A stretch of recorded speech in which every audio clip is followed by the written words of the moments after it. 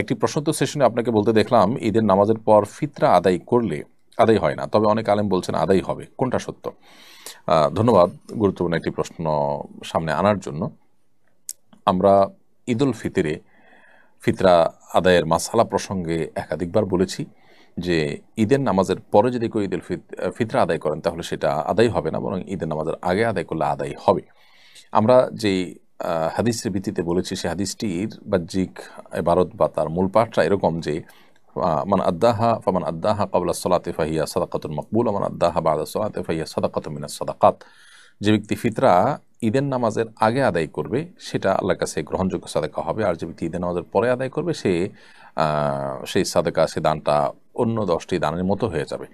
এই হাদিস থেকে বাহ্যিকভাবে বুঝে আসে সেটি আমরা বলেছি, অর্থাৎ ঈদুল ফিতরের নামাজের আগে আদায় করলে সেটি ফিতরা হিসাবে গণ্য হবে, আর পরে দিলে ফিতরা হবে না।